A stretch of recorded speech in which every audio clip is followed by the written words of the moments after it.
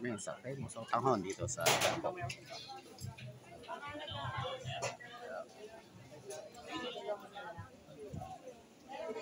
May lupyang sariwa din pala. Famous Tanghon ni Nanay Rosa.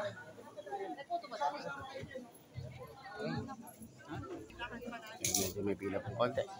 Sa inyo, boss ma'am, dito po order. Thank you. Overload na, overload. Ano pa po?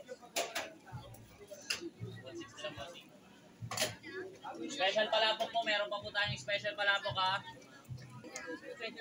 80 pesos din ma'am. Ano naman? Ha? Anong naman? Kakwat giniling po. Sobra to boss. 10. Pwede na. Puro yun, akala ko na lang. Yeah. Ang witek isang palabok. Overload, saka may lupyang sariwa. No? Wala na siya.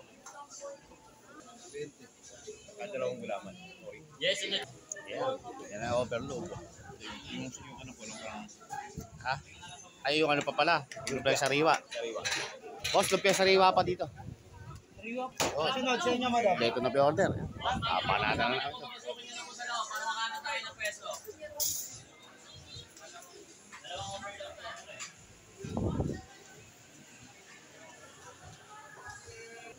Well, kimchi.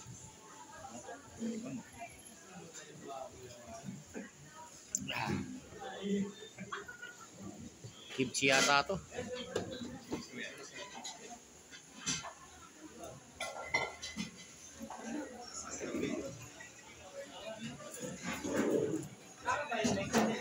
Kahit mahal ang parking, gumana kami.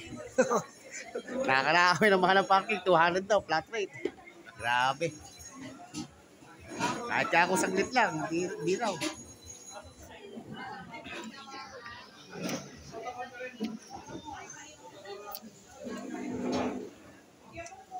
Di na.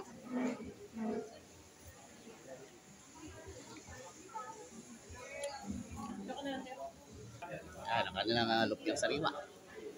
Isa ko gulaman. Mawaan. At mahal ang ano.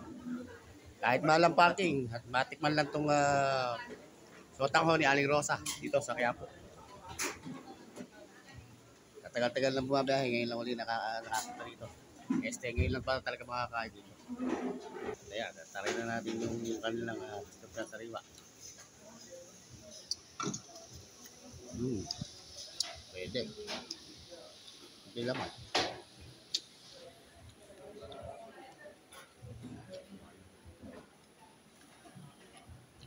Ayan.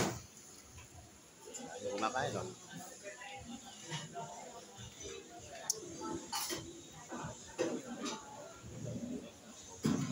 Ano to? Kimchi.